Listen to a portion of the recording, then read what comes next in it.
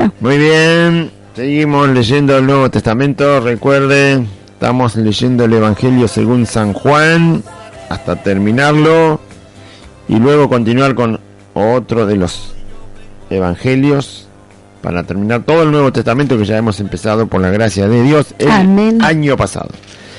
Así que todo el Nuevo Testamento vamos a leer, todo lo vamos a compartir y no vamos a dejar pasar ningún pasaje, ningún texto, ningún versículo, ningún capítulo, ningún libro. Todo lo vamos a leer con la ayuda del Señor. Amén. Estamos hoy en San Juan, Evangelio según San Juan, capítulo 7, versículo 43 al 53. ¿Sí? Dice así el Evangelio según San Juan. Capítulo 7, repito, versículo 43 hasta el 53. Aquí termina con estos versículos el capítulo 7 del Evangelio según San Juan.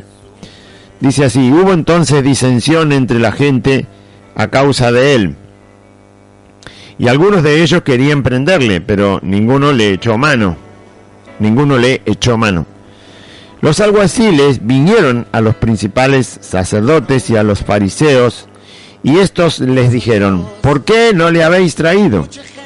Los alguaciles respondieron: jamás hombre alguno ha hablado como este hombre. Entonces los fariseos les respondieron: ¿también vosotros habéis sido engañados? ¿Acaso ha creído en él alguno de los gobernantes o de los fariseos? Mas esta gente que no sabe la ley, maldita es. Les dijo Nicodemo, el que vino a él de noche, el cual era uno de ellos: ¿juzga acaso nuestra ley a un hombre si primero no le oye y sabe lo que ha hecho? Respondieron y le dijeron: ¿eres tú también Galileo?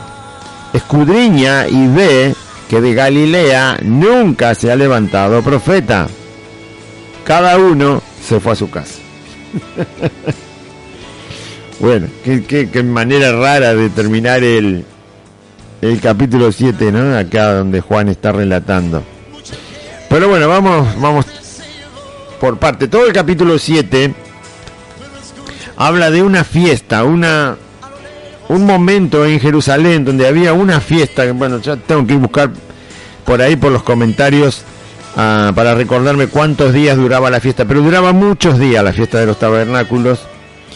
Era una fiesta de regocijo que recordaba a Israel que Dios... Los tabernáculos eran carpas, pequeñas carpas. La gente hacía carpas porque así habían vivido en el Éxodo cuando salieron libres de Egipto. ¿Quién no se va a poner contento cuando es libre, cuando no está esclavizado, cuando no tiene el dominio sobre su yugo de otra persona o de un sistema económico o un sistema perverso? Cuando alguien es libre, obviamente tiene que festejarlo. Los judíos habían sido libres, los israelitas, del yugo de Egipto. Por lo tanto, Dios les dio una fiesta para recordarlo esto durante todo el tiempo que ellos estuvieran en la tierra que Dios le dio. Y esa fiesta era la de los tabernáculos, ¿sí? La fiesta de las carpas. Así que la gente se hacía sus carpas ahí con lo que podía, con lo que tenía, y la celebración duraba muchos días. Dios había mandado que celebraran eso, recordando lo que él había hecho cuando Moisés fue enviado por Dios para sacar con mano poderosa y con esas plagas a sus hijos de esa terrible esclavitud en la cual habían caído. Así que esa era la fiesta que se estaba celebrando. Se estaba celebrando en Jerusalén, en la capital de Israel, en la época que Jesús estaba en Israel.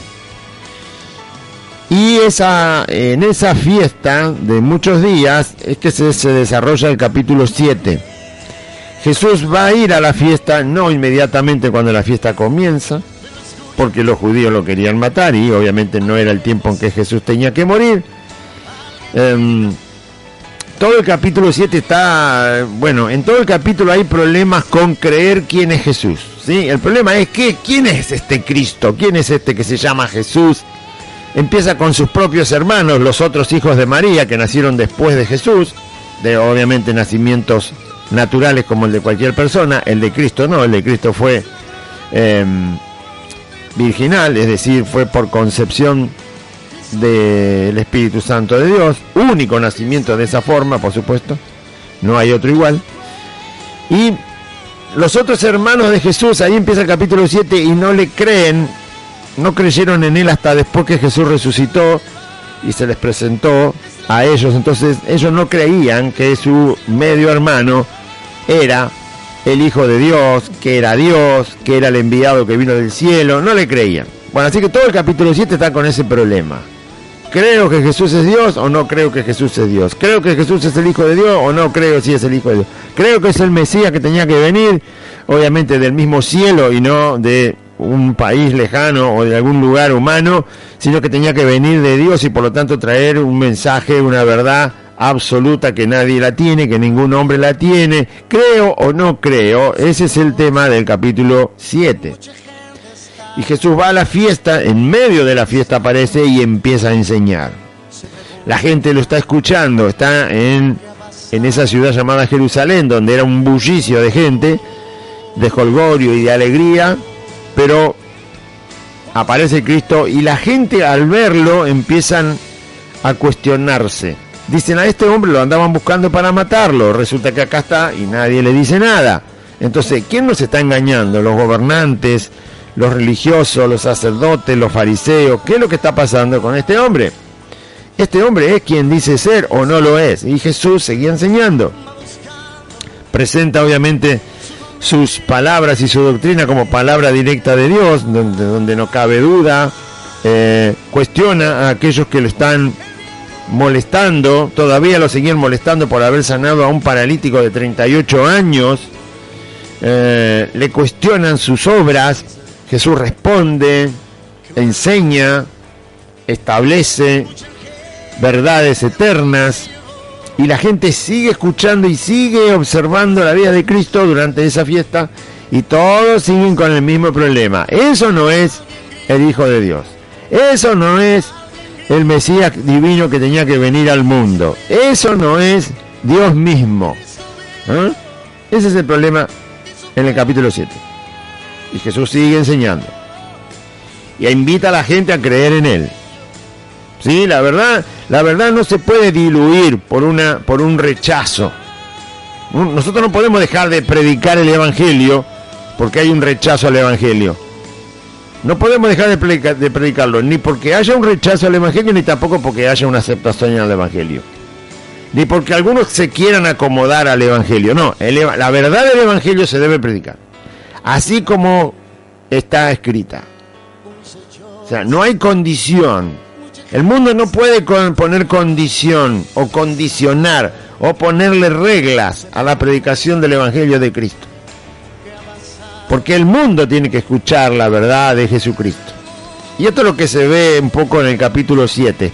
La gente le pone cuestiones a Cristo, sus enemigos lo quieren atrapar, mandan a alguaciles a arrestarlo. Estos alguaciles se quedan pasmados escuchando a Cristo. La gente empieza a creer. Cuando creen, se enciende más la furia contra la vida de Cristo, que sigue hablando la verdad. Y obviamente Jesús termina prácticamente en este capítulo invitando a la gente y diciéndole que Él es el único que puede dar vida y vida en abundancia, y que el que viene a Él nunca tendrá sed en la vida, que va a tener una vida completa, no de dudas, no llenas de incertidumbres. No, el cristiano cuando llega al camino de Cristo, cuando conoce a Cristo, ya sabe lo que es sí y ya sabe lo que es no. Ya sabe lo que es voluntad de Dios y lo que no es voluntad de Dios. Ya sabe cuál es la ruina del ser humano y sabe cuál es la perfección del Hijo de Dios. Las cosas son sí y amén en Cristo. Está caminando sobre un camino absolutamente sólido e inamovible. La vida cristiana está llena de gozo justamente por muchas de esas cosas. Porque en Cristo uno sabe la verdad. De todas las cosas sabe la verdad. Él es la verdad. Eso es lo que Jesús dice. Vengan a mí, no van a tener más incertidumbre en su vida. Vengan a mí, yo les voy a dar vida, yo les voy a dar una vida llena de abundancia, llena de paz, llena de seguridad, llena de fortaleza, llena de valentía, llena de fuerza, llena de justicia, llena de Dios, llena del cielo, llena de cosas eternas, llena de cosas que nunca las van a perder. Eso es una vida. No van a necesitar las cosas pasajeras del mundo para estar felices. Serán felices por mi propia persona, dice Jesús. Bueno, y el mensaje del Evangelio, nosotros que llevamos el mensaje de Cristo, tampoco debemos mezclarlo al mensaje, ni menguar ese mensaje, ni tampoco decir cosas que el mensaje de Cristo no tiene, porque el mundo no puede condicionar el mensaje de Cristo. Va a haber reacciones en el mundo cuando se hable el mensaje de Cristo. Bueno, allá las reacciones, porque también lo hubo en esta fiesta. Así que Jesús sigue hablando. Nunca vendió la verdad Jesús, nunca vendió la verdad del Padre, sino que habló la verdad de Dios. Y cuando la gente está creyendo, termina la fiesta, está terminando en el último día, mucha gente ya está creyendo en Jesús. No todas, pero mucha está creyendo. Por lo tanto se genera más problema contra la vida de Cristo. En realidad los problemas tendrían que aparecer cuando se cree una mentira, no cuando se cree una verdad. ¿No? ¿Qué le parece a usted? Problemas tendría que haber cuando se cree una mentira. Por ejemplo, usted manda a su hijo al segundo grado a la escuela y tiene el maestro que se llama Juan Pérez. Resulta que un día aparece alguien que es Juan García y dice que es el maestro del aula, y usted se entera que ese maestro no es de la escuela, y entonces usted se preocupa porque alguien mintió para entrar a enseñar a donde está su hijo. Los problemas tienen que aparecer cuando se cree una mentira. Alguien lo dejó entrar y no es maestro. ¿Qué está haciendo en el aula de mi hijo?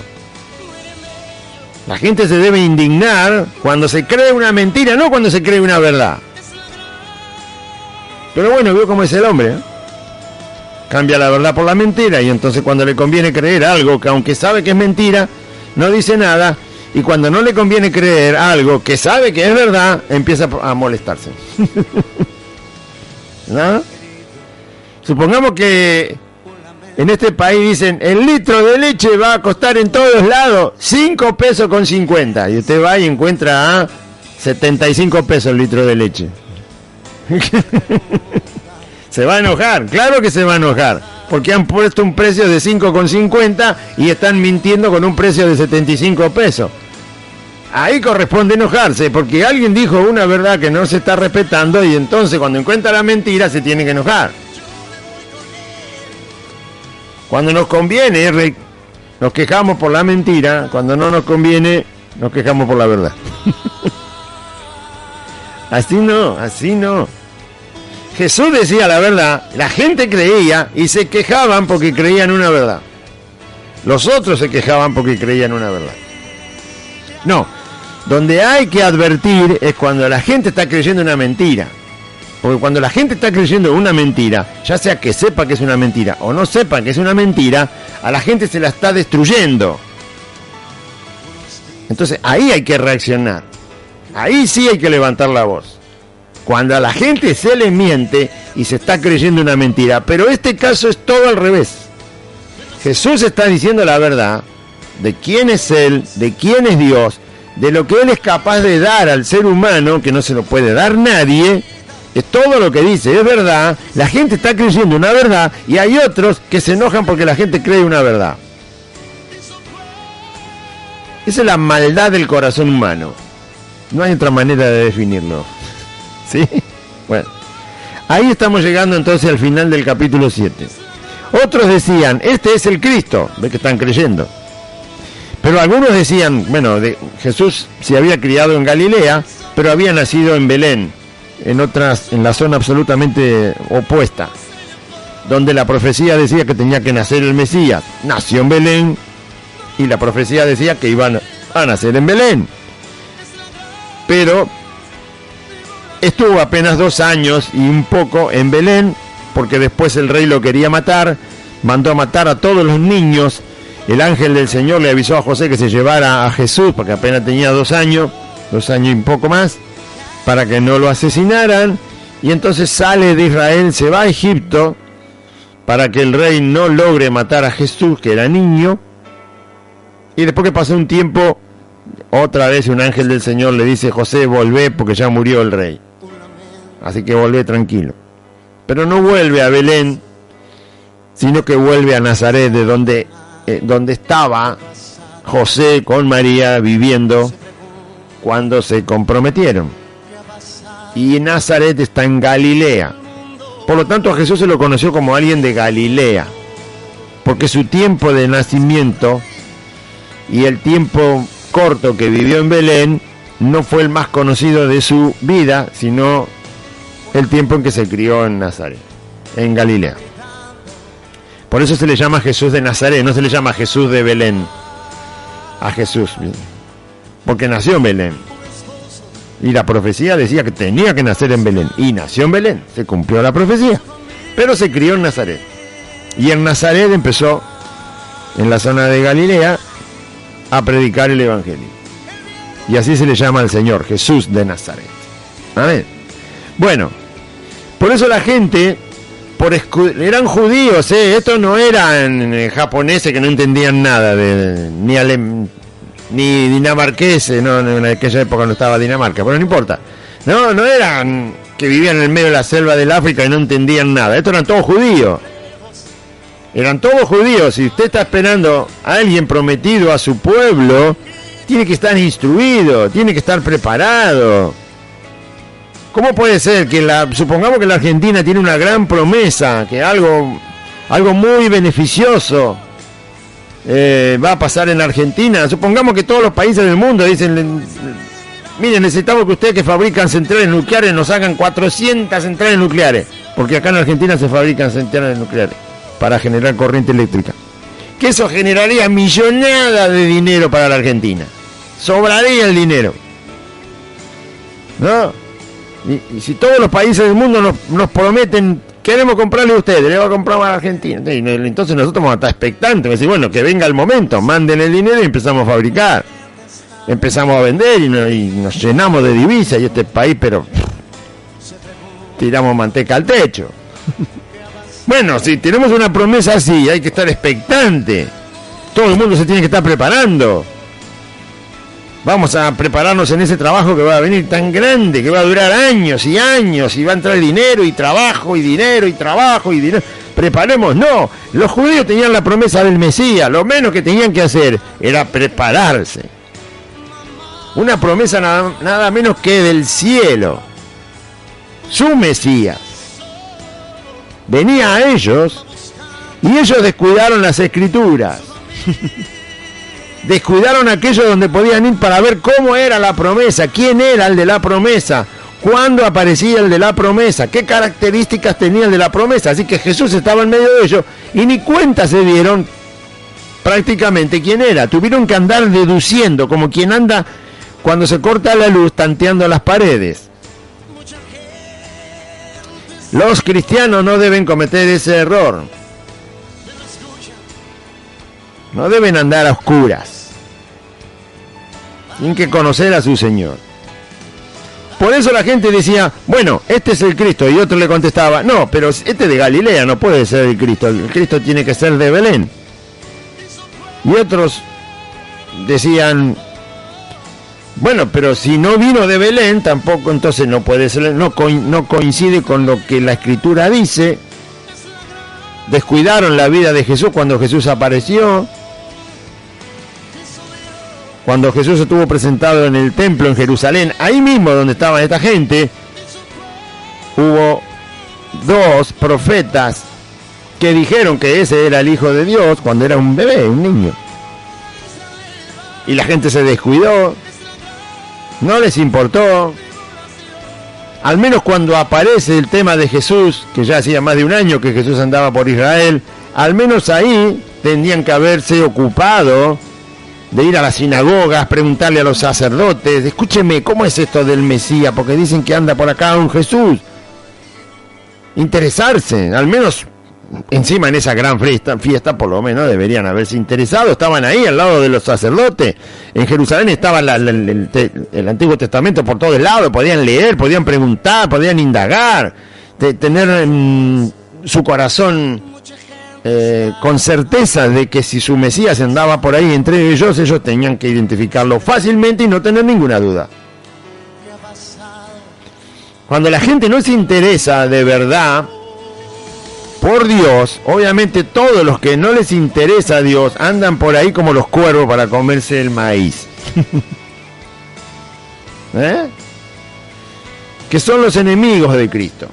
Entonces ellos eran los que sembraban las dudas. Este no es el Hijo de Dios, este es un engañador, este es un mentiroso. No le crean. ¿Sí? Para decirle a alguien que no crea algo, primero hay que saber si ese algo es verdad o si ese algo es mentira.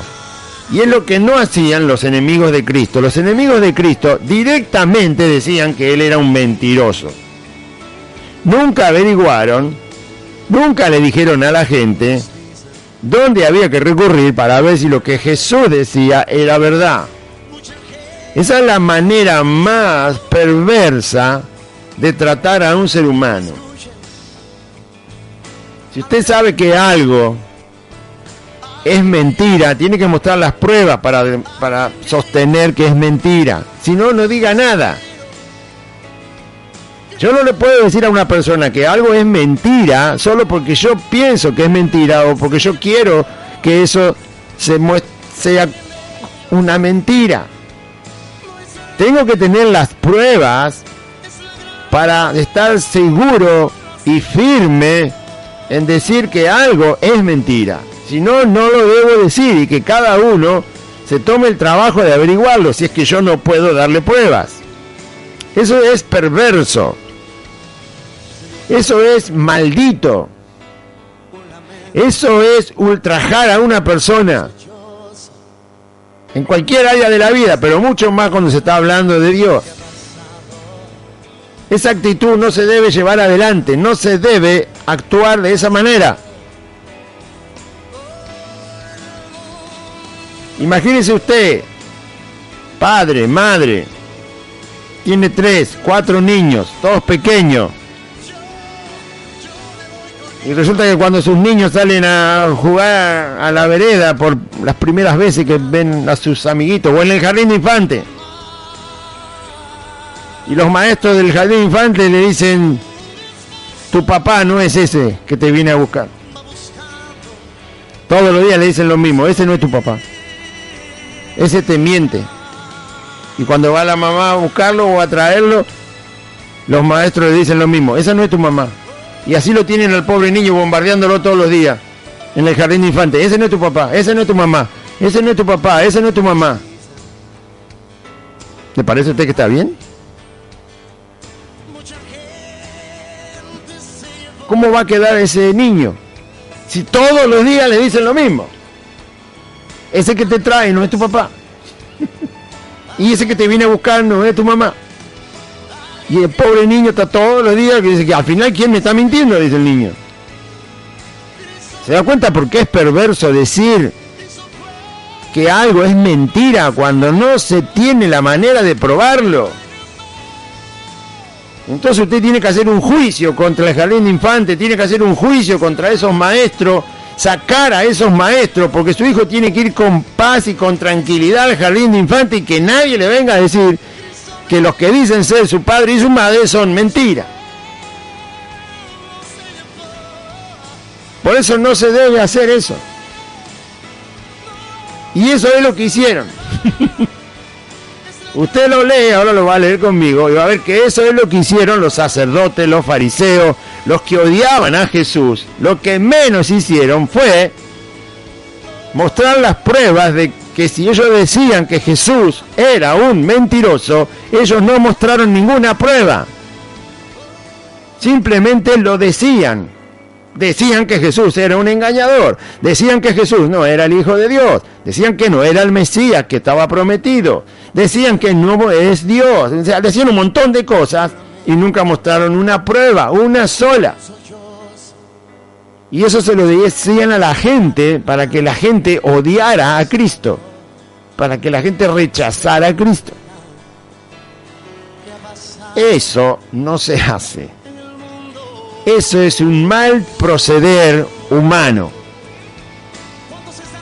Y obviamente Dios le llama pecado.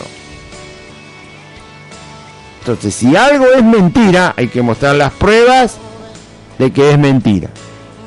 Si no tengo las pruebas de que es mentira, me tengo que callar. Si algo es verdad, hay que mostrar las pruebas de que es verdad.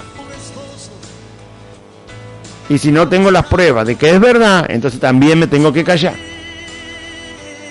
En este caso Jesús, todo lo que decía era verdad. Y él tenía las pruebas de que era verdad.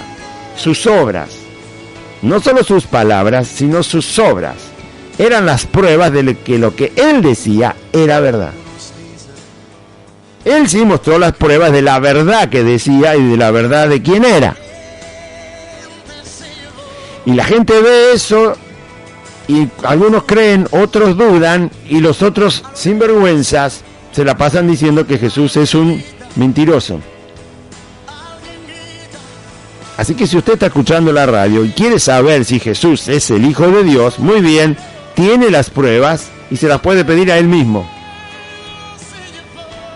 Se las puede pedir a Cristo. A Él le puede pedir que Él se manifieste en su vida para que usted sepa que es el Hijo de Dios. Igual está la Biblia, que es prueba, pero si usted está dudando todavía, se lo puede pedir a Cristo. Manifiéstame, Señor Jesús, si realmente eres el Hijo de Dios. Si usted todavía no ha creído, ¿no? Porque si le va a preguntar al mundo, el mundo no tiene ninguna prueba para decir, para mostrar que Jesús no es el Hijo de Dios. No tiene las pruebas, no tiene las pruebas. Por lo tanto, le va a decir que es mentira sin tener ninguna prueba en las manos. Entonces, no se le puede preguntar al mundo para saber si Jesús es el Hijo de Dios, si es el Mesías, y si es Dios. Tiene la Biblia, pero aún más todavía, se lo puede pedir a Dios. No se lo pida a los hombres, pídaselo a Dios. Y si no, pídaselo a alguien que conoce a Dios. Pero tiene donde recurrir. Dios le va a dar las pruebas y las evidencias de que Jesucristo es Dios. Todo esto yo lo digo para que entienda la ridiculez de esta gente que odiaba a Cristo sin tener una sola prueba, sin tener una sola evidencia para desacreditar el mensaje de Cristo, para desacreditar sus obras. ¿Puede usted sanar a un paralítico de 38 años? Ese hombre ya no tiene ni cartílagos en la rodilla. La cadera está hecha de piedra, 38 años, paralítico, ¿sabe lo que es ese cuerpo? Nada le funciona de la cintura para abajo a ese hombre. 38 años, y no estaba 38 años en el hospital italiano, ¿eh? No, 38 años a la intemperie, pobre, estaba ahí, no casi a la intemperie estaba. De acá para allá y lo llevaron un día, quedate acá en el estanque y cuando venga el ángel tirate al agua a ver si te sanás, porque eso era el milagro que ocurría y el pobre hombre no podía hacerlo nunca porque otro le ganaba, porque él era paralítico y no podía moverse. Y Jesús lo encuentra de 38 años paralítico y lo sana por completo. Esto es lo mismo que hacer un hombre de nuevo. Es como tomar barro, como tomó el Señor, y te hago un hombre, acá lo tenés, y le doy vida. Es lo mismo. ¿Y qué decía esta gente? No, este no es el Hijo de Dios. Bueno, si no es el Hijo de Dios, entonces es Dios, querido. Porque Vos no le creés que ese hijo de Dios, es Dios, porque no ves lo que hace. No podés levantar a un paralítico de 38 años que se vaya caminando a su casa, saltando, y encima llevándole el acolchado que es donde se sentaba ahí. Bueno, no era pesado, pero lo llevaba. O sea, que mantenía el equilibrio, eso es lo que se deduce. O sea, estaba perfectamente sano. No es un paralítico que empezó a los tumbos ahí, 4 o 5 pasos, pum, se cayó, se levantó, un paso más, otra vez se cae. No era esa clase de paralítico que se empieza a caminar. No. Estaba absolutamente sano para caminar. Tan sano estaba para caminar que lo pierde de vista a Jesús enseguida. Jesús lo tuvo que ir a encontrar después. Se perdió entre la gente de tan sano que estaba. Se levantó y agarró el colchadito que tenía y desapareció. Después Jesús lo encuentra al rato. Eso hizo, y estos malditos le dicen a la gente que Jesús no es lo que él dice que es. Habían enviado unos alguaciles, unos soldados del templo, para arrestar a Cristo, los fariseos, los sacerdotes. Y ahí sigue el texto que hoy estábamos compartiendo. Y entonces uno decía, la gente decía, este es el Cristo, y el otro decía, no, porque es de Galilea. Y bueno, pero de Galilea no puede ser. Es de Galilea, sí, se crió en Galilea, pero entonces no puede ser el Mesías tiene que ser de Belén. ¿Sabían? Bueno, había que haber investigado y había que haberse dedicado, ya les digo, teniendo semejante promesa, no puede ser tan descuidado un pueblo. Bastaba con andar por ahí en esa fiesta tan grande y preguntar si realmente Jesús había nacido en Belén o en Galilea. Y ya se hubieran sacado unas dudas. Como no hicieron nada de eso, los enemigos de Cristo se aprovecharon. Hubo entonces disensión entre la gente a causa de él, de Jesús. Unos decían que sí era el Cristo y otros decían que no. Unos decían no puede ser porque es Galileo, y otros decían, bueno, aunque no sea Galileo, pero mirá las cosas que hace. Y otros decían, no, tiene que nacer sí o sí en Belén, y este no nació en Belén. Sí, nació en Belén, pero no se habían olvidado. Descuidaron otras verdades que ya Dios les había dicho, y otras verdades que en la historia habían ocurrido hacía 30 años atrás. Jesús había nacido en Belén. Entonces toda la gente empezó a tener diferente opinión.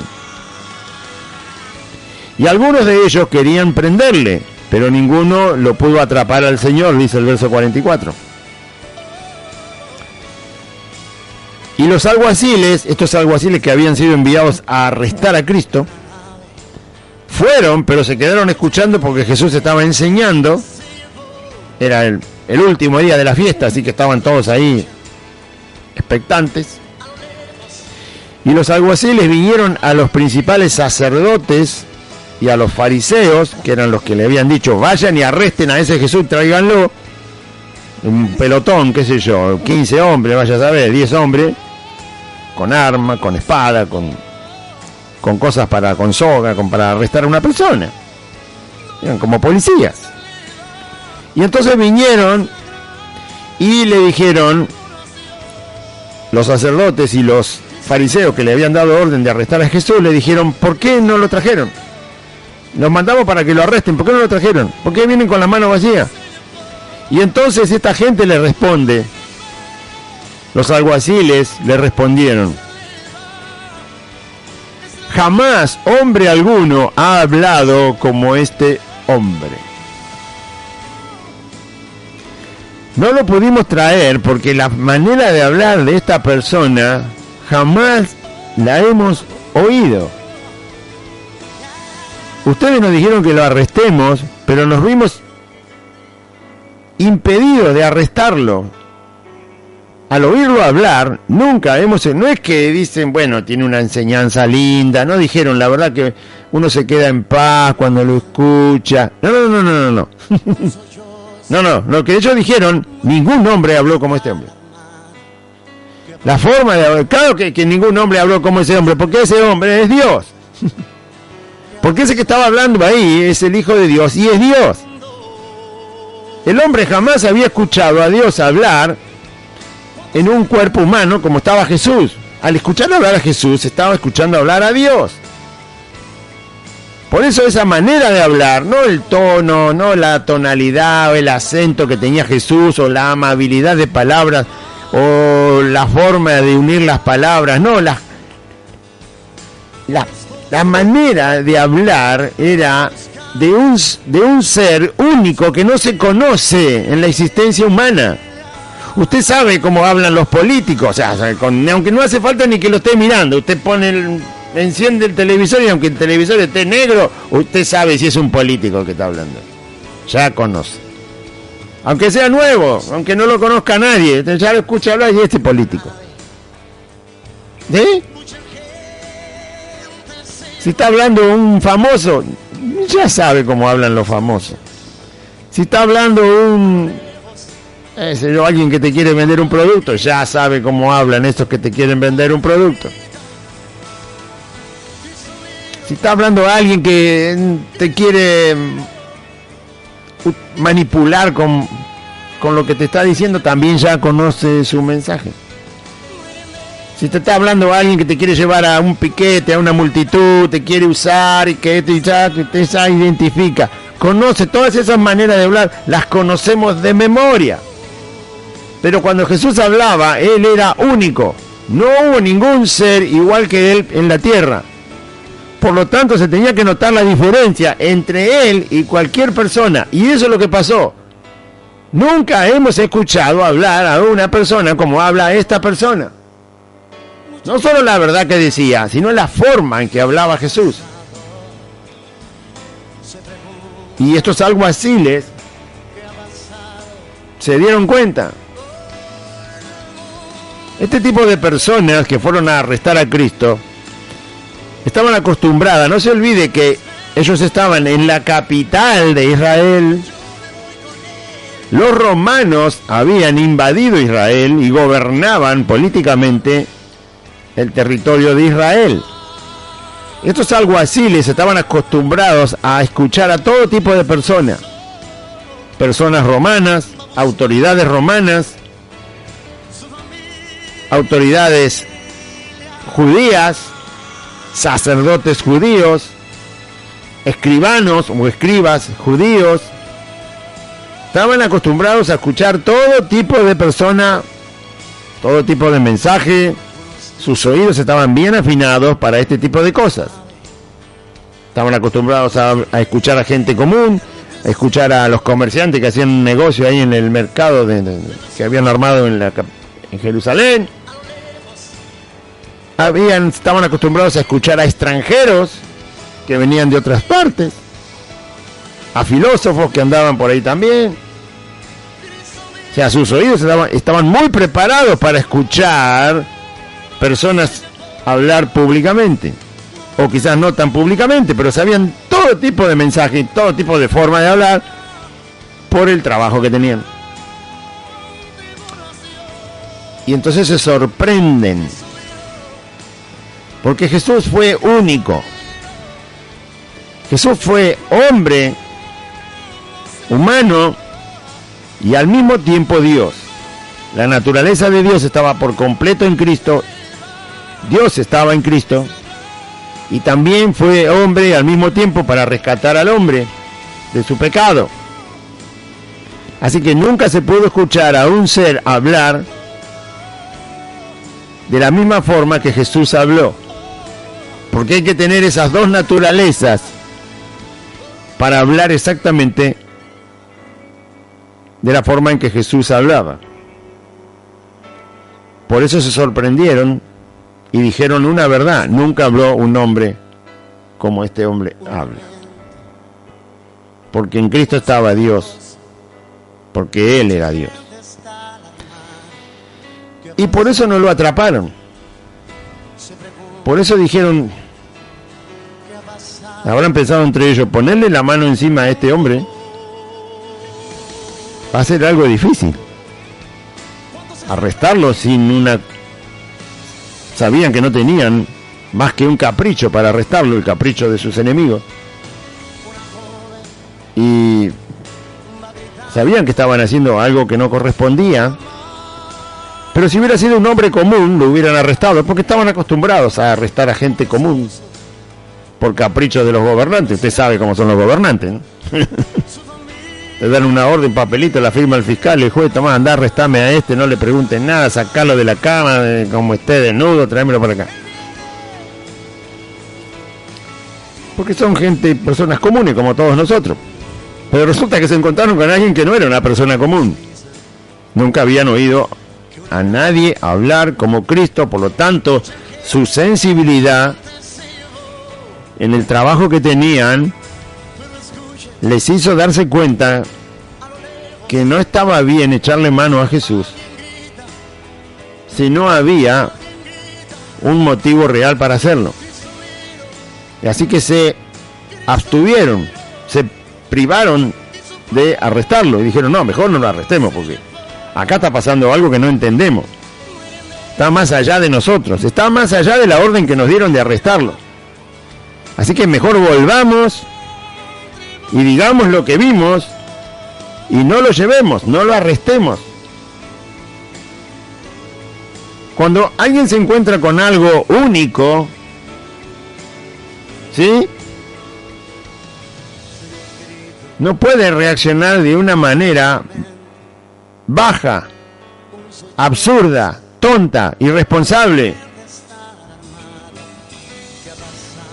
Ahora, le voy a dar un ejemplo. Usted sabe que no hay más dinosaurios, ¿no? Sabe que los dinosaurios existieron, pero no hay, hace miles de años que no hay más dinosaurios en el mundo.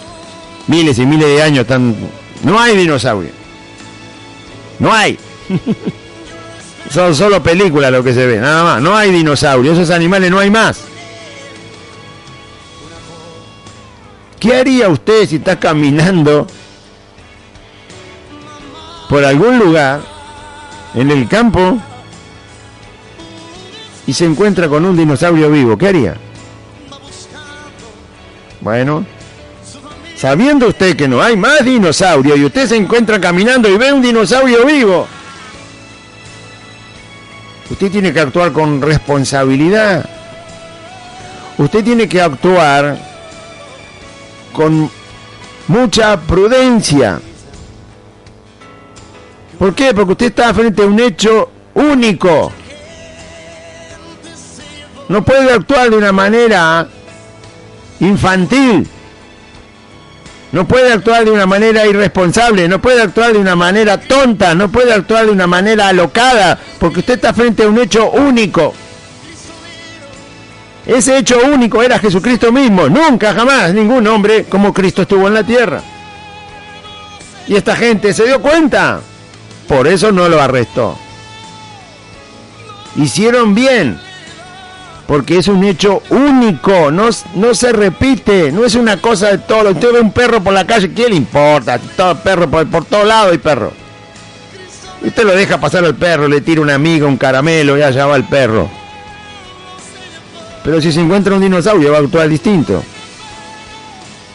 Claro que va a actuar distinto si no hay más dinosaurio. Así que usted lo encuentra y tiene que actuar de otra manera. ¿Se da cuenta? Es tan simple como eso. Me parece que la cabeza alcanza para pensar eso. Y por eso no lo arrestaron. Porque ellos mismos lo dijeron. Nunca habló un hombre así. ¿Cómo lo vamos a arrestar? ¿Cómo vamos a ser tan imprudentes? ¿Cómo vamos a ser tan insensibles? ¿Cómo vamos a ser tan absurdos? De arrestar a un hombre que es único. Nosotros estamos dando cuenta que es único. No podemos hacer eso. Hay que actuar de otra manera frente a una cosa única. Frente a algo que no se repite jamás.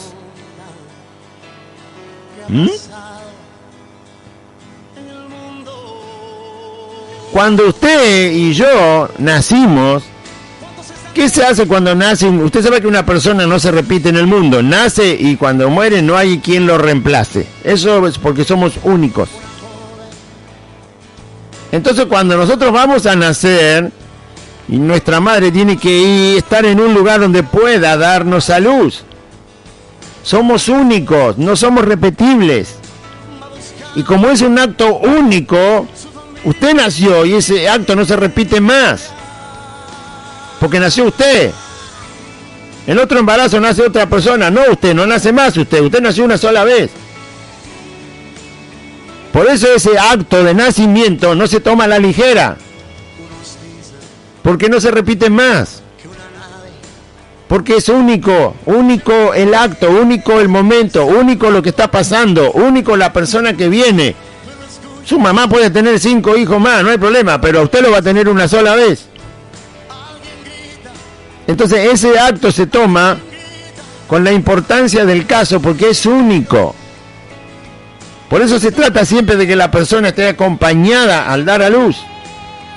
Para cuidar al niño, para cuidar a la madre, para que nadie se robe al niño, para que lo puedan proteger, para que puedan tomarle huellas digitales, datos. Sí, hasta le ponen en los países donde hay mucho robo de bebé, enseguida le ponen un brazalete para que nadie se lo robe al bebé, para que nadie lo venda, para que nadie lo trafique. Y entonces está seguro que es hijo de tal y todo eso. En cambio, cuando nace el ganado, a nadie le importa. Bueno, ahí nació el ganado. Después lo vamos a buscar. Porque como es un acto único y no se repite, entonces se toma toda la importancia necesaria para ese acto único.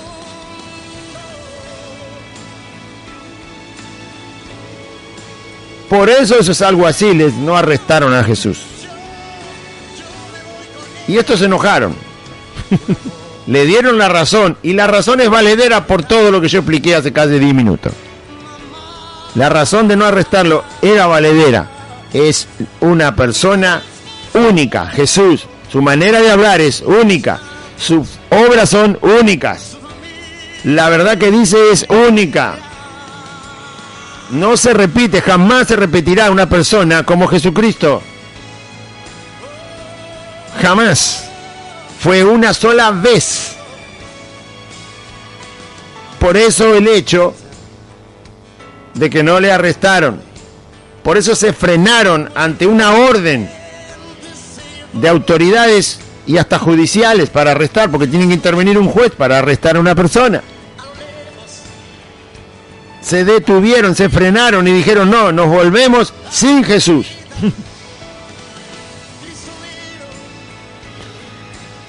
Y entonces los fariseos se enojaron y le dijeron, ustedes también fueron engañados. Y volvemos a lo mismo. Tanto lo odiaban a Cristo que le dijeron, ustedes son soldados, lo mandamos a arrestar, me vienen a decir que nunca escucharon un hombre así hablar y ahora resulta que nosotros deducimos que a usted también lo engañó Jesús con su mensaje. Para engañar a una persona hay que mentir. Para engañar a una persona o a muchas personas hay que mentir. El engaño tiene que ver con la mentira, nunca con la verdad. Cuando se dice verdad, no hay engaño. Pero estos hombres odiaban tanto a Cristo que ellos decían que todo lo que decía era mentira, y como dije hace un poco de tiempo cuando empezamos el programa, no tenían ninguna prueba para demostrar que lo que Jesús decía era mentira, pero ellos decían que era mentira. En realidad ellos mentían, no Jesús.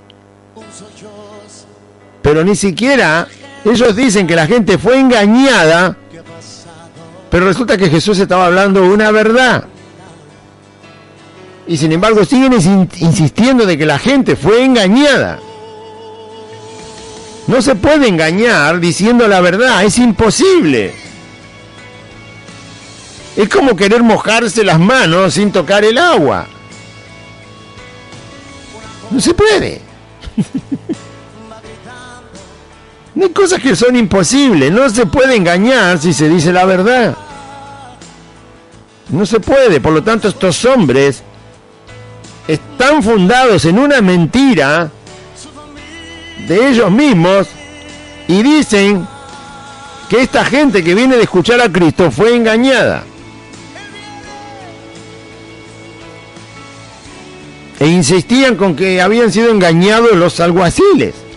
porque no pudieron arrestar a Cristo.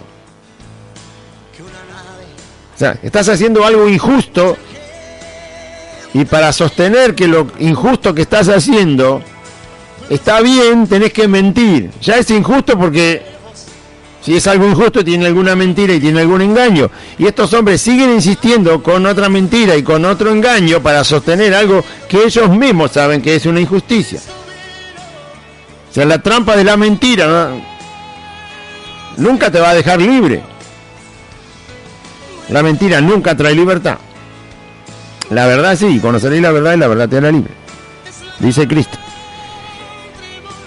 Y entonces los acusa, como que los acusan, y dice, ustedes no lo trajeron porque fueron engañados, porque lo escucharon y le creyeron. Y pero si es una verdad y hay evidencia de esa verdad, ¿por qué no creer? Este era Jesús.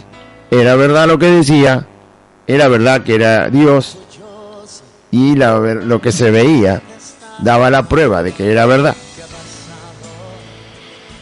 ¿Acaso ha creído, dice, en él algunos de los gobernantes o de los fariseos? Ellos eran los gobernantes y ellos eran los fariseos. Y le dicen a los soldados, escuchen, miren lo tonto de los mentirosos, ¿no? Si nosotros no le creímos, eso es prueba suficiente de que este hombre miente. Qué gracia, la verdad que más absurdo y necio no puede ser. ¿Cómo puedo yo decir? Le decían a estos soldados, nosotros no le hemos creído, así que eso es prueba suficiente de que miente. ¿Cómo es eso? No, eso no tiene ningún sostén, eso se cae como un castillo de papel. Ah, nosotros no le hemos creído. Entonces, es un mentiroso. No. Pruebas, tiene que haber pruebas para saber que algo es mentira. Tiene que haber pruebas para saber que algo es verdad. Y en este caso Jesús tenía las pruebas de que él, lo que decía era verdad, lo que decía de sí mismo, que era el Hijo de Dios, el Mesías y Dios, es verdad, y sus obras eran la prueba de que todo eso era verdad. Y estos crápulas dicen, nosotros no le creímos y es prueba suficiente para decir que es mentiroso. Una opinión no es prueba.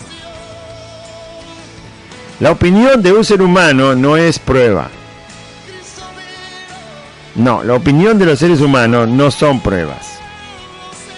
La palabra de Dios es verdad. Y por lo tanto, la palabra de Dios sí es una evidencia. La palabra de Dios sí que es una prueba. Porque la palabra que sale de la boca de Dios no está corrompida. La palabra que sale de la boca de Dios no tiene engaño. La palabra que sale de la boca de Dios es santa. Entonces la palabra de Dios sí que es una prueba. Ni siquiera la opinión de Dios. No. La palabra de Dios es una prueba. Con la palabra de Dios se conocen los pensamientos de Dios. Pero Dios ha proclamado su palabra. Él ha hablado.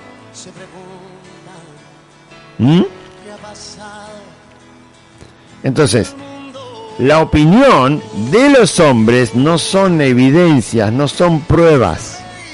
Los cristianos no debemos acostumbrarnos a decir, yo opino, no, ahórrese el tiempo y la neurona.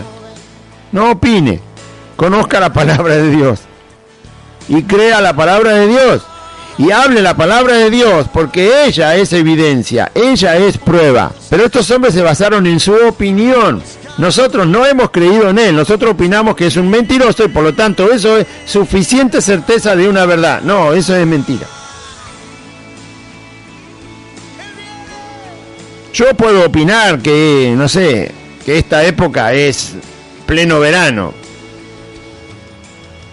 La opinión no genera una verdad. La opinión es una opinión, es un razonamiento humano de alguna cosa o hecho, suceso o persona, pero eso no es una prueba, es solo una opinión.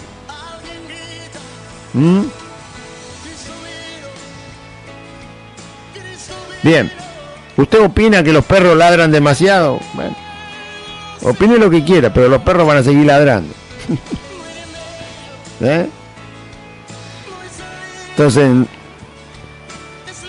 las opiniones son opiniones, nada más, son puntos de vista, no son pruebas, no son evidencia, no son certeza, no es cosa que no cambie, sino que cambia. Justamente las opiniones son siempre distintas, depende de quién esté opinando y cómo esté opinando. Pero estos tenían una opinión acerca de Jesús y dijeron, todos nosotros los gobernantes, todos los fariseos tenemos una opinión. Este hombre es un mentiroso y por lo tanto ustedes no le pueden creer. No, eso es totalmente infantil. ¿Acaso ha creído en él alguno de los gobernantes? Se referían a ellos. O de los fariseos, que también estaban ahí. Nosotros no creímos. ¿Por qué le creen ustedes? Si nosotros no le creemos, ustedes no le tienen que creer. Eso es manipulación, absurdo, necedad, ridiculez, truanerías, patrañas, estratagemas humanas, opiniones tontas, obsoletas, que no tienen fundamento, que no tienen sentido. Y esta gente gobernaba un país. Dios mío. No se puede hacer eso. Bueno, seguimos entonces, ya estamos terminando. ¿Acaso creyó alguno de los gobernantes en él? ¿Algunos de los fariseos? Como si ellos fueran dioses que tuvieran la verdad eterna. ¿Qué importa si los gobernantes no creen en él? ¿Qué importa si los fariseos no creen? Si el hombre dice verdad y tiene prueba de la verdad que dice y de lo que él dice que es suficiente para creerle, porque él sí tiene las pruebas. Y ustedes no tienen nada.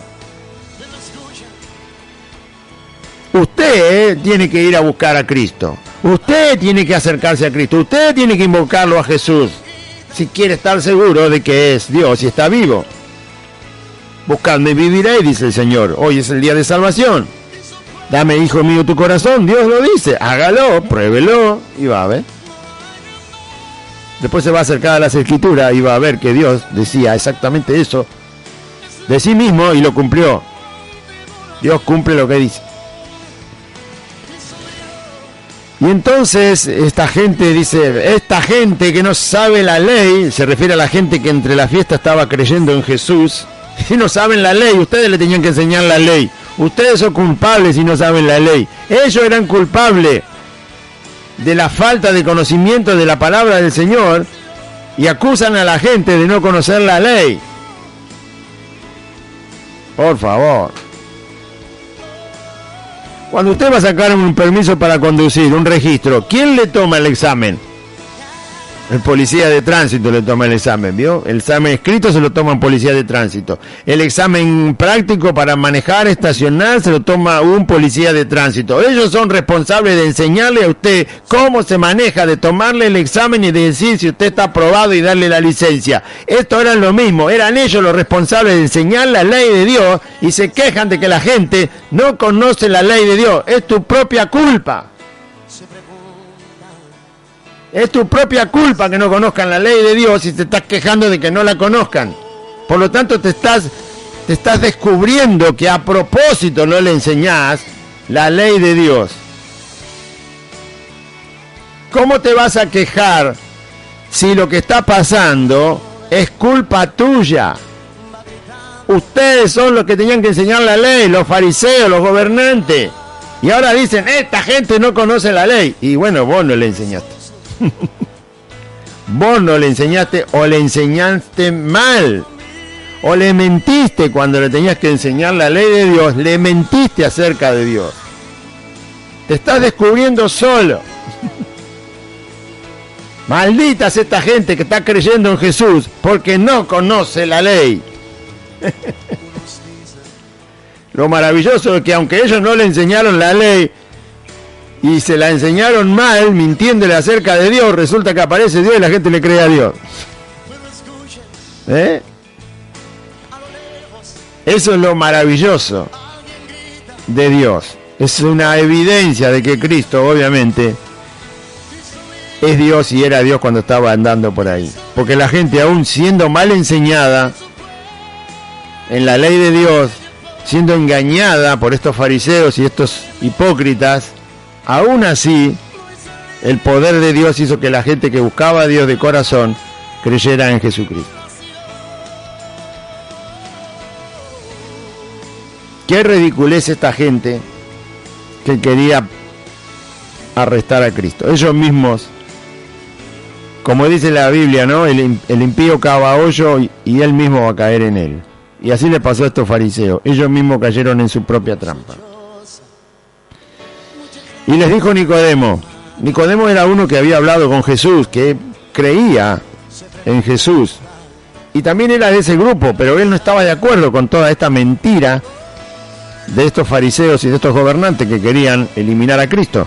Y Nicodemo habla, por supuesto están reunidos, y le dice, pero escúchenme, nosotros nos conocemos, sabemos lo que creemos, sabemos lo que dice nuestra ley. Todos ustedes conocen lo mismo que yo conozco. Era un hombre instruido, preparado en ley, preparado para juzgar personas, preparado para juzgar temas de una nación, preparado para tener que lidiar con los romanos que habían invadido su país. Era una persona muy instruida, muy preparada. Y les dice en la cara a estos que se quejan, que son compañeros de él, pero escúcheme, ¿cómo van a juzgar a un hombre? Nuestra ley dice que no se puede juzgar a un hombre, no se puede condenar a un hombre si primero no se escucha, si no se lo escucha primero. Y además se averigua qué es lo que hizo, porque así funciona la ley. Y así funcionan los juicios. Primero hay que escuchar a ver qué dice la persona de lo que le acusan. Y saber qué realmente ha hecho para ver si hay de qué acusarle o no. Hay que averiguar los hechos y hay que escuchar a la persona. ¿Cómo lo van a juzgar? ¿Cómo lo van a arrestar si todavía ni siquiera lo escucharon? Ni siquiera saben qué es lo que hizo. ¿Por qué están siendo tan apresurados? Un razonamiento simple. Un razonamiento que la humanidad lo tiene de hace muchos siglos. De milenios. Saber qué ha hecho una persona para ver si es culpable de algo. Escuchar a la persona. No lo querían hacer con Jesús, directamente lo querían arrestar. Porque odiaban la verdad. Y odiaban a Dios. Y entonces este hombre, diciendo eso, exponiendo ese simple razonamiento justo que se debe hacer con una persona y no prejuzgarla. Y entonces le dijeron, ¿acaso tú también eres Galileo? Le dicen, ya estaban enojados con este pobre hombre. ¿Qué? ¿Vos también sos Galileo? Le dicen. De Galileo. Galilea era tenido por una zona donde la gente no era culta, no era instruida, no era capaz de hacer nada en la vida más que simples oficios, y por lo tanto nada sabio podía salir de esa zona de Galilea. Así la tenían como una zona de gente, bueno, eso, crían ovejas y tienen oficios comunes y viven un poco del campo y nada más. ¿Qué saben de letras? Así los tenían a los galileos. Y por eso le dijeron, lo estaban queriendo avergonzar. ¿Cómo vas a pensar así de nosotros, que estemos procediendo mal? Nosotros somos gente culta, decían ellos. Nosotros somos gente preparada, conocemos la ley, conocemos los mandamientos del Señor. ¿Cómo nos vas a decir a nosotros así? ¿Cómo nos vas a responder así? ¿Vos acaso parece que sos Galileo también vos? Le dicen. Como queriendo decir, sos un atrasado. Sos un inculto. Sos alguien no preparado como para pensar sobre estas cosas tan importantes como pensamos nosotros. ¿Por qué pensás con diferente que nosotros? ¿Qué sos, Galileo también vos? ¿Sos analfabeto? Eso le estaban diciendo. Simplemente porque él dijo algo razonable. Y algo que tenían como práctica dentro de la nación y de la ley. Pero ellos estaban tan aferrados a ser enemigos de Cristo y destruirlo, que nada les importaba. Hasta lo más absurdo podían llevar adelante. Y le dijeron, ¿acaso tú eres Galileo? Fíjate en las Escrituras, dice. Se referían al Antiguo Testamento. Y vas a ver que de Galilea nunca se ha levantado un profeta. Pero ellos mismos, que eran conocedores de la ley, estaban equivocados. porque ellos sabían que el Mesías nacía en Belén. Pero como no les interesaba acreditar la verdad de Cristo, lo que menos fueron a averiguar es dónde había nacido Jesús. Hacía apenas 30 años que había nacido y los registros de nacimiento estaban en Jerusalén. Tenían, por así decirlo, el registro civil. Era cuestión de ir y mirar, saber que Jesús tenía 30 años, a dónde había nacido este hombre. Era una cuestión de revisar un archivo en un día, se acabó la historia. Si este hombre dice que es el Mesías, tiene que haber nacido en Belén. Vamos a ver si nació en Belén. Vamos a ver, ¿cómo se llama? Jesús. ¿Quién es el papá? José, carpintero. ¿Quién es su mamá? María. ¿Dónde estuvieron en el censo romano hace 30 años? Ah, acá, en Belén. Bueno, vamos a ver el registro. No, nada les importó. Nada les importó. Y eran escribas, quiere decir que son escribanos, quiere decir que son los que legalizan documentos, papeles, estadísticas, censos, como habían hecho los romanos, el nacimiento de personas, el fallecimiento de personas, los nombramientos de autoridades. Son escribanos estatales, son personas que tienen todos los registros a mano, son personas que están noche y día con los papeles delante de los ojos y no fueron capaces, no tuvieron la menor delicadeza de ir a fijarse si Jesús había nacido en Belén. 30 años no es mucho para un registro civil, no es nada. Estaba ahí el registro. Estaba ahí la familia de José, estaba ahí la familia de María, que era el hogar donde había nacido. No les importó nada. Ellos insistían con que era Galileo, ¿sí? Y que por lo tanto de Galilea nunca salió un profeta. Es un detalle menor, no tiene nada que ver eso. El asunto era que decía la profecía de dónde nacía el Mesías. Y en Jesús se había cumplido, obviamente, porque era el Mesías. Al que no ama a Dios, poco le interesa la verdad. Si no ama a Dios, un corazón nunca le va a interesar la verdad. Se va a inclinar fácilmente por la mentira, por el engaño, va a evitar todas las evidencias y las pruebas, porque le gusta el engaño, porque le gusta las tinieblas, porque le gustan las malas obras, porque le gusta tener un corazón endurecido, porque no quiere escuchar a Dios. Espero que no esté su vida en esa categoría de forma de pensar y de vivir. Termina el capítulo y dice: cada uno se fue a su casa. Cada uno se fue a su casa, como queriendo decir, acá no pasó nada. La ignorancia, cada uno se fue a su casa, es la ignorancia, el dejar que pase, esto no es nada.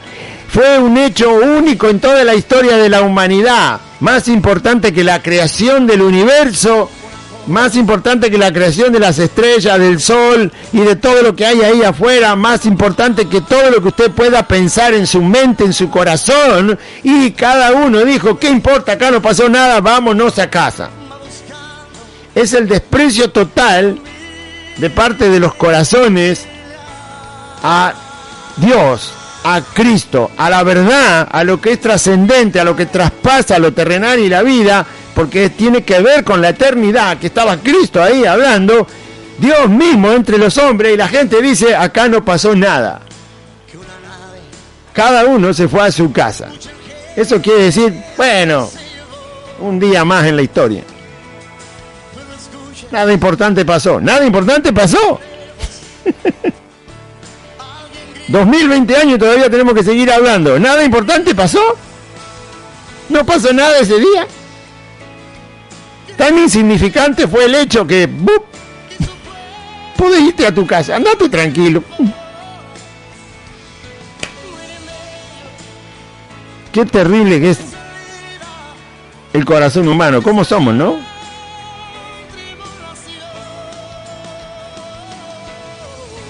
Tiene que estallar una guerra atómica para que la gente diga, pasó algo.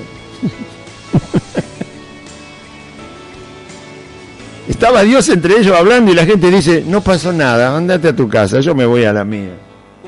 Mañana nos vemos. tomamos un café. No pasó nada. Sí que pasó.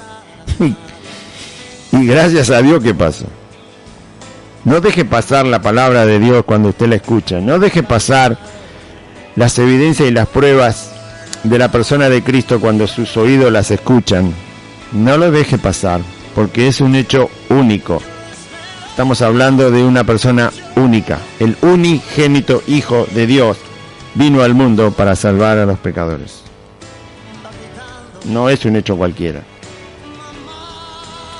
Es el hecho que va a determinar si usted va a vivir en la eternidad en el infierno, condenado, de donde no podrá salir jamás, o si va a pasar toda la vida eterna en comunión con Dios y con Cristo. Por supuesto que no fue un hecho más, sino el más importante de todos. El más importante de todos, Jesucristo. Vamos a hacer una oración y finalizamos el programa. Diga así conmigo: Padre Celestial, en este día escuché tu palabra y yo confieso que Jesucristo es el Señor. Y creo en mi corazón que Dios levantó a Jesús de los muertos. Señor Jesús, te pido perdón por todos mis pecados. Te ruego que perdones mis maldades, que me limpies con tu sangre y que vivas en mi corazón. Dame tu Espíritu Santo, Señor Jesús, y anota mi nombre, te pido, en el libro de la vida. Y en este día renuncio a Satanás, a los demonios, renuncio al mundo, renuncio al pecado, renuncio a la voluntad de mi carne, renuncio a toda maldad, renuncio a la enfermedad y renuncio a la muerte. Y te doy gracias, Dios eterno, por enviar a Jesucristo tu Hijo, mi Salvador, que vive y que reina por los siglos de los siglos. Amén. Y amén. Muy bien, audiencia, recuerde, una vez más le reiteramos que estamos reunidos los días martes, jueves, sábados y domingos a las 4 de la tarde y también el domingo a las 10 de la mañana. Así que tome nota, puede congregarse, estamos congregados, las reuniones son absolutamente normales, como siempre, la iglesia se reúne desde que Cristo ascendió al cielo y la dirección es Santa Fe 2540 entre Solanet y La Prida, del barrio Esmerlo Norte. La calle Solanet empieza en la barrera de la estación de Merlo, allí empieza la calle Solanet, derecho por Solanet 8 cuadras, cuando llega a Santa Fe dobla a la izquierda sobre la calle asfaltada, la cuarta casa desde la esquina es Santa Fe 2540, hay un pino muy alto, ese es el domicilio, está el nombre de la calle Santa Fe, el número 2540.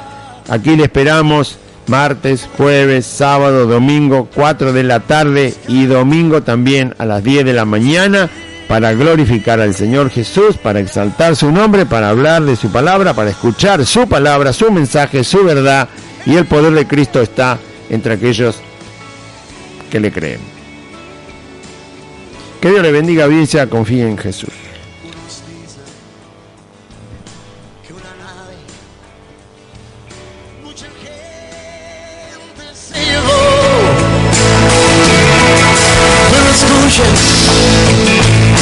A lo lejos alguien grita, Cristo vino, Cristo vino, y su